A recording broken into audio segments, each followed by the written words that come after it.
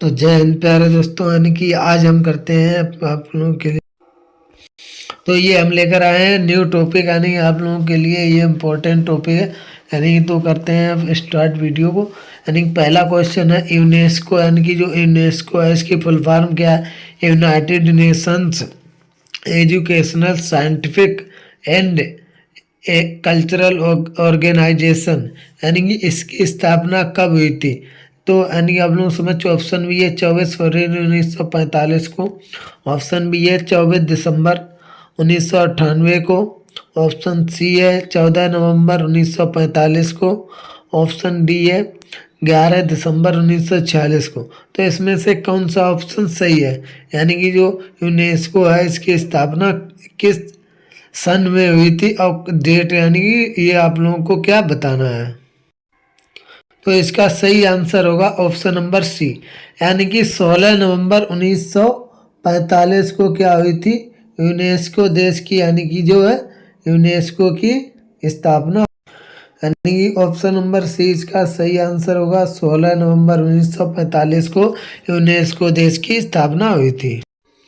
Question number दूसरा है आप लोगों को समझ, यानी कि यूनेस्को का मुख्यालय कहाँ है? यानी कि उसकी स्थापना तो आप लोगों ने बता दिया, यानी उसका मुख्यालय कहाँ है? ऑप्शन है जैसे आप लोग समझ, पेरिस, ओस्लो, रोम, इस्तांबुल। तो इसका ऑप्शन सही होगा ऑप्शन नंबर ए, यानी कि उसका यूनेस्को का यानी कि जो है मुख्यालय पेरिस में है। तो ये ऑप्शन नंबर ए बिल्कुल करेक्ट आंसर। अब क्वेश्चन नंबर तीसरा है, जो यानी खरीफ की फसल होती है ये कब बोई जाती है? यानी कि ऑप्शन भी यहाँ आप लोग समझ, ऑप्शन ए है मार्च और अप्रैल में। ऑप्शन बी है नवंबर और दिसंबर में। ऑप्शन सी है जून और जुलाई में। ऑप्शन डी है अक्टूबर और नवंबर में। यानी तो जो खरीफ की फसल है ये कब बोई जाती है? तो यानी कि आप लोगों को पता होना जैसे ऑप्शन कौन सा इसमें सही होना चाहिए। तो इसका आंसर होगा ऑप्शन नंबर, यानी कि जो है सी बिल्कुल करेक्ट आंसर होगा। यानी कि जो खरीफ की फसल होती है ये जून और जुलाई में क्या बोई जाती है, यानी कि option number C correct answer इसका। अब अगला क्वेश्चन है क्वेश्चन नंबर 4, यानी कि जो खरीफ की फसल है ये काटी कब जाती है? जैसे जून और जुलाई में, जून और जुलाई में तो ये बोई जाती है।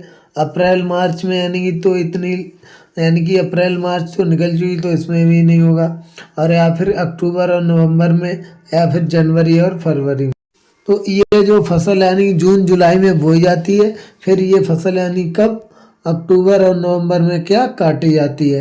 तो ऑप्शन इसका यानी कि सी बिल्कुल करेक्ट आंसर है। क्वेश्चन नंबर 5 है आप लोगों को समझ, भारत का प्रथम वायसराय कौन था? जैसे ऑप्शन भी है आप लोगों को समझ, विलियम। ऑप्शन है विलियम बैंकेट। ऑप्शन बी है रॉबर्ट क्लाइव। ऑप्शन सी है लॉर्ड बेलेजली। ऑप्शन डी है लॉर्ड कैनिंग। यानी तो इसका कौन सा आंसर सही होगा? यानी जो भारत का प्रथम वायसराय कौन सा इनमें से होगा? तो इसका सही आंसर होगा ऑप्शन नंबर डी, यानी कि जो है लॉर्ड कैनिंग ये क्या है, भारत के प्रथम वायसराय थे। यानी कि तो ऑप्शन डी इसका करेक्ट आंसर है। यानी कि लॉर्ड कैनिंग के बारे में थोड़ा यानी कि जान लेते हैं, ये कौन थे, इनका कार्यकाल कितना चला था। तो यानी कि लॉर्ड कैनिंग जो थे इनका कार्यकाल था, यानी कि लॉर्ड कैनिंग का कार्यकाल 1856 से 1862 तक चला था लॉर्ड कैनिंग का कार्यकाल। और यह भारत में यानी कि कंपनी द्वारा नियुक्त अंतिम गवर्नर थे, यानी कि जो है कंपनी द्वारा नियुक्त अंतिम गवर्नर जनरल थे। और भारत का प्रथम वायसराय भी थे यही। इन इसके कार्यकाल में यानी कि क्या हुआ था, जो 1857 की क्रांति हुई थी सफलतापूर्वक यानी कि दमन हुआ था। और उसकी ही बड़ी यानी कि उपलब्ध मानी जाती है, यानी कि जो है उसकी बड़ी क्या उपलब्ध मानी जाती है, लेकिन वो लॉर्ड कैनिंग। तो इसके लिए यानी कि ये कौन थे, ये यानी कि भारत के यानी कि जो है लॉर्ड कैनिंग के यानी कि एक प्रथम वायसराय थे। क्वेश्चन नंबर अगला है 7, यानी जो कंप्यूटर भाषा है ये यानी फॉरट्रेन जो किस क्षेत्र में उपयोगी है? यानी कि व्यवसाय के क्षेत्र में, या रेखा चित्र के से क्षेत्र में, या फिर विज्ञान के क्षेत्र में, या फिर यानी कि वाणिज्य के क्षेत्र में। तो यानी कि इसका कौन सा आंसर ऑप्शन सही होगा? तो जो कंप्यूटर भाषा है यानी कि ये जो है ये विज्ञान के क्षेत्र में क्या है, उपयोगी है। तो इसका सी यानी कि करेक्ट आंसर होगा बिल्कुल। क्वेश्चन नंबर 8 है, भारत भाषा यानी कि जो सॉरी क्वेश्चन नंबर 8 है, यानी कि जो कंप्यूटर भाषा है ये कोबोल किसके लिए उपयोगी है, यानी जो कंप्यूटर की भाषा एक यानी कोबोल है, ये किसके लिए उपयोगी है। तो यानी कि जो एक पहले हमने भाषा बताई थी, अब ये दूसरे यानी कंप्यूटर की भाषा है, ये किसके लिए, यानी कि व्यावसायिक क्षेत्र के लिए या फिर ग्राफिक कार्य के लिए या फिर वैज्ञानिक कार्य के लिए, या इनमें से कोई नहीं। तो ये जो भाषा है ये है जो व्यावसायिक क्षेत्र के लिए क्या है, ये उपयोगी भाषा है। तो ये किसके लिए है, व्यवसायिक क्षेत्र के लिए ये एक उपयोगी भाषा है। तो यानी कि ऑप्शन इसका ए बिल्कुल करेक्ट आंसर है। क्वेश्चन नंबर 9 है, डॉक्ट्रिन ऑफ लेब्निज यानी कि किसने बनाई थी। ऑप्शन है जैसे लॉर्ड कर्जन ने, लॉर्ड माउंटेन ने, या लॉर्ड डलहौजी ने, या फिर रॉबर्ट क्लाइम ने। तो इसका सही आंसर होगा ऑप्शन नंबर सी, यानी जो लॉर्ड डलहौजी थे इन्होंने ही क्या किया था, जो है जो डॉक्ट्रिन ऑफ लेब्स है इसकी नीति की यानी कि करवाई थी। तो किसने, लॉर्ड डलहौजी ने, यानी ऑप्शन सी इसका करेक्ट आंसर होगा। आइए हम यानी कि लॉर्ड डलहौजी के बारे में थोड़ा देख लेते हैं। जैसे राज्य यानी कि जो राज्य झड़प नीति यानी कि जो थी, जो नीति थी यानी कि व्यापक सिद्धांत जो डॉक्ट्रिन ऑफ लेब्स के नाम से क्या जाने जाती, की शुरुआत लॉर्ड डलहौजी ने ही की थी। किसके तहत, यानी कि 17 जिसके तहत 17 1848 ईस्वी में जयपुर एवं संभल 1849 ईस्वी में, और बघाट में 1850 ईस्वी में, उदयपुर में 1852 ईस्वी में, और झांसी में 1853 ईस्वी में, और नागपुर में 1854 ईस्वी में, यानी कि आधि रियासतों का अंग्रेजी जो राज्य में विलय कर लिया गया था। यानी कि इन राज्यों के क्या हुआ था, जो अंग्रेजी राज्य थे उनमें इनको मिला लिया यानी विलय कर लिया गया था। तो यानी कि ये क्या है, ये लॉर्ड डलहौजी ने ही क्या शुरू की थी।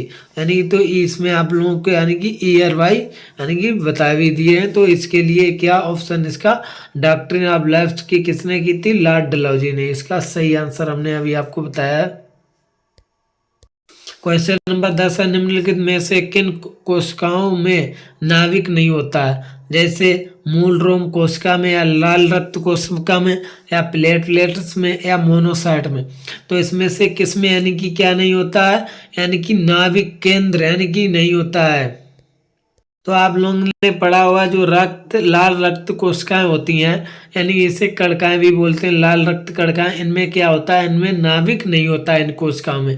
तो ऑप्शन इसका यानी कि सी बिल्कुल करेक्ट होगा, option C sorry option B इसका करेक्ट होगा, लाल रक्त कणकाओं में। क्वेश्चन 11 है, क्वेश्चन नंबर 9, वह सबसे छोटा जीव कौन है जो स्वयं विकास एवं प्रजनन करने में समर्थ है। जैसे विषाणु ऑप्शन है, और अगला है दीवाणु, ऑप्शन सी है माइक्रोप्लाज्मा, ऑप्शन डी है बैक्टीरियोफेज। तो इसमें कौन सा है जो यानी कि क्या स्वयं विकास और प्रजनन कर लेता है, करने में क्या समर्थ है। तो जो माइकोप्लाज्मा है ये क्या है, यानी कि ये स्वयं जनन और प्रकाश करने में क्या है, ये समर्थ है। तो ऑप्शन सी इसका करेक्ट आंसर होगा। क्वेश्चन नंबर 12 आप लोगों समझ, मुगल सम्राट हुमायूं का मकबरा है यानी कि कहाँ स्थित है, काबुल में, या दिल्ली में, या हैदराबाद में, या कुल्दाबाद में। को ये कहाँ पर स्थित है, जो मुगल सम्राट का हुमायूं का जो मकबरा है ये कहाँ पर स्थित है। तो ये जो है दिल्ली में आप लोगों को क्या है, तो ये जो हुमायूं का मकबरा है ये यानी कि दिल्ली में स्थित है। तो ऑप्शन इसका बिल्कुल करेक्ट आंसर है। तो आप लोग यानी जो हुमायूं का मकबरा दिल्ली में स्थित है उसके लिए कुछ इम्पोर्टेंट, जैसे हुमायूं का मकबरा यानी कि मुगल वास्तुकला से क्या है, ये प्रेरित मकबरा यह नई दिल्ली के दीन पनाह यानी अर्थात पुराने किले के निकट जो निजामुद्दीन औलिया की दरगाह के पास स्थित है। वर्ष 1570 में इस मकबरे का क्या किया गया था, निर्माण किया गया था। यह भी इम्पोर्टेंट क्वेश्चन है, यानी इस मकबरे का कब निर्माण किया गया था, 1500 यानी कि 1570 में किया गया था, इस मकबरे का निर्माण किया गया था। और यानी कि इस किसने निर्माण, यानी कि हाजी बेगम ने क्या करवाया था इस मकबरे का निर्माण। तो ये भी एक इम्पोर्टेंट क्वेश्चन आप लोगों के लिए क्या बनता है। अब क्वेश्चन नंबर अगला है आप लोगों के समझ, विश्व बैंक यानी जो वर्ल्ड बैंक का मुख्यालय कहाँ स्थित है।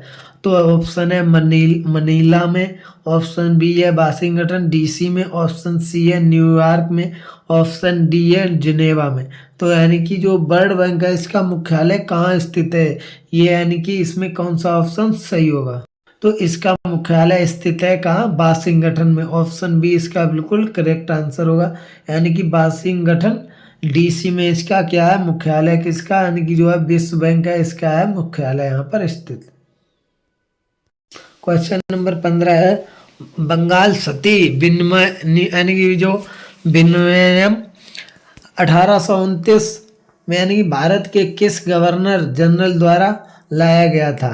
तो यानी कि जैसे ऑप्शन है आप लोगों को समझ, एडवर्ड लॉ, ऑप्शन बी है Lord William Bentinck, option C है सर हेनरी हार्डिंग, और ऑप्शन डी है विलियम बटरवर्थ वेले। तो इसमें कौन सा ऑप्शन सही होगा।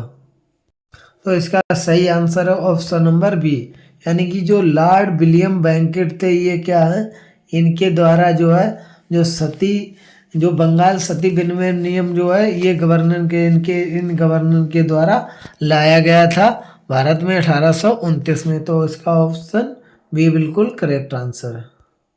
और इनके बारे में यानी कुछ हमें जानकारी नोट्स देख लेते हैं, इंपॉर्टेंट जान लेते हैं जो लॉर्ड विलियम बेंटिक थे इनके बारे में। यानी जो लॉर्ड विलियम बेंटिक का कार्यकाल कब तक रहा है, तो इनका कार्यकाल रहा 1828 से 1835 तक, यानी कि इनका कार्यकाल रहा। और 1833 के चार्टर एक्ट के द्वारा इन्हें यानी कि भारत का यानी कि पहला जो है गवर्नर बनाया गया। और इनके कार्यकाल में ही क्या हुआ था, जो राम मोहन राय है यानी कि राजा राम मोहन राय की मदद के से यानी कि अधिनियम 18 के द्वारा यानी कि क्या किया गया था, जो सती प्रथा है इसको यानी कि समाप्त किया गया था। जो राजा राम मोहन राय है इनके कार्यकाल में ही यानी कि जो है अधिनियम के तहत इनको किया गया था।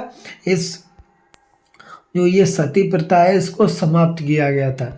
एक बार यानी कि दोबारा आप लोगों को बता दें, जैसे जो लॉर्ड विलियम बेंटिक के कार्यकाल यानी कि इनका कार्यकाल रहा 1828 से 1835 तक, इनका क्या रहा, ये कार्यकाल रहा, इनका कार्यकाल रहा। और यानी इसके बाद 1833 के चार्टर एक्ट द्वारा इन्हें भारत का क्या बनाया गया यानी कि जो है गवर्नर जनरल बनाया गया पहला यानी कि भारत का। और इनके कार्यकाल में जो है इन्हीं जो लॉर्ड विलियम बेंटिक थे इनके कार्यकाल में जो है राजा राम मोहन राय की मदद से यानी कि राजा राम मोहन राय की मदद से अधिनियम 18 आर्टिकल 17 के तहत यानी जो है सती प्रथा को यानी कि 1829 में क्या कर दिया गया था, समाप्त कर दिया गया था। तो यानी कि ये भी एक इम्पोर्टेंट क्वेश्चन है, जो सती प्रथा है ये कब समाप्त किया गया था, तो ये 1829 में समाप्त किया गया था। और ये किसके कार्यकाल में समाप्त किया गया, तो ये आप लोगों का ऑप्शन होगा लॉर्ड विलियम बेंटिक के कार्यकाल में। और यानी कि किसकी मदद से, तो यानी कि इसमें होगा राजा राम मोहन राय, यानी कि तभी कहते हैं यानी सती प्रथा समाप्त किसने किया, तो राजा राम मोहन राय ने क्या समाप्त किया, इनकी मदद से ही जो अधिनियम 17 के तहत यानी कि इसको समाप्त कर दिया गया था, किसको, सती प्रथा को। अब अगला क्वेश्चन है आप लोगों के समझ, निम्नलिखित में से कौन सा साधन यानी कि कौन सा कथन गलत है। तो जैसे ऑप्शन है, पदार्थ के कण स्थिर अवस्था में होते हैं, पदार्थ के कण बहुत छोटे होते हैं,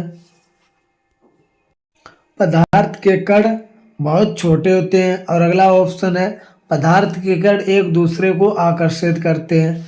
और अगला ऑप्शन है, पदार्थ के कणों के बीच में रिक्त स्थान होते हैं। यानी कि जैसे आप लोग समझ ही सकते हैं, यानी कि कॉमन सेंस लगाएंगे उसी से आप लोगों को क्या गलत जो कथन है वो पता चल जाएगा। यानी कि पदार्थ के कण इसमें बोल रहा स्थिर होते हैं, यानी स्थिर अवस्था में, पदार्थ के कण यानी कि स्थिर अवस्था में होते नहीं, गतिमान होते हैं। पदार्थ के कण बहुत छोटे हैं, ये तो बात सही है, यानी कि पदार्थ के कण जो होते हैं यानी कि बहुत छोटे होते हैं। पदार्थ के कण एक दूसरे को आकर्षित करते हैं, ये भी बात सही है। पदार्थ के कणों के बीच में रिक्त स्थान होता है, बिल्कुल सही है। तो यानी कि इसका ये वाला ऑप्शन क्या है, गलत है। यानी कि पदार्थ के कण स्थिर अवस्था में ना होकर गतिमान अवस्था में क्या होते हैं। तो इसका ऑप्शन ए बिल्कुल गलत है, तो इसका ऑप्शन ए करेक्ट हो जाएगा। अब क्वेश्चन नंबर 16 है, निम्न में से कौन तत्व है यानी कि और ना ही यौगिक है, इनमें से कौन ना तत्व है। इसमें क्या पूछा गया है, इन निम्न जो यानी कि इनमें से ऑप्शन आप लोगों के समझ दिए गए हैं, इनमें से जो ना तो तत्व है और ना ही क्या है यौगिक है, तो इसमें कौन सा होगा, आप लोग भी कमेंट में बताइए। यानी कि जैसे ऑप्शन है आप लोग समझ जल वायु, जल, पारा, नमक, तो इसमें कौन सा होगा जो कि ना तो तत्व है और ना ही क्या है एक यौगिक है।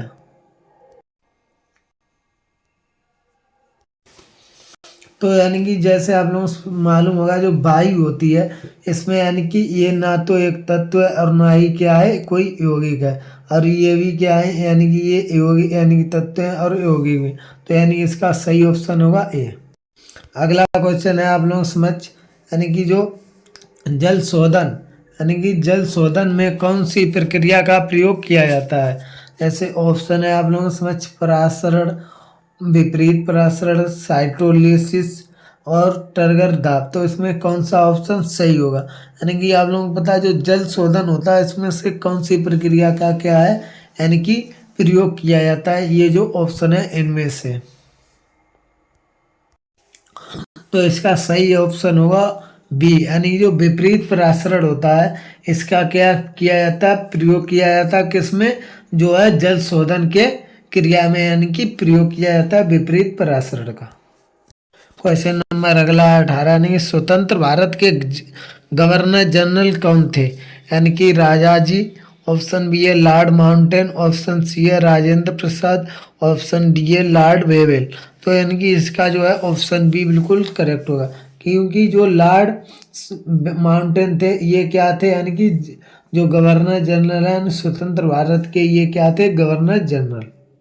तो इनके बारे में कुछ हम इम्पोर्टेंट यानी कि नोट जान लेते हैं। जो तो स्वतंत्र भारत के प्रथम गवर्नर जनरल लॉर्ड माउंटेन हुए, जबकि स्वतंत्र भारत के प्रथम और अंतिम जनरल चक्रवर्ती राजगोपालाचारी यानी जिन्हें यानी क्या कहते हैं सी राजगोपालाचारी के नाम से जानते हैं, और ये क्या है यानी ये भारतीय गवर्नर हैं, यानी ये एक कैसे यानी कि ये भारतीय गवर्नर थे, इन्हीं को यानी कि सी राजगोपालाचारी के नाम से भी हम जानते हैं।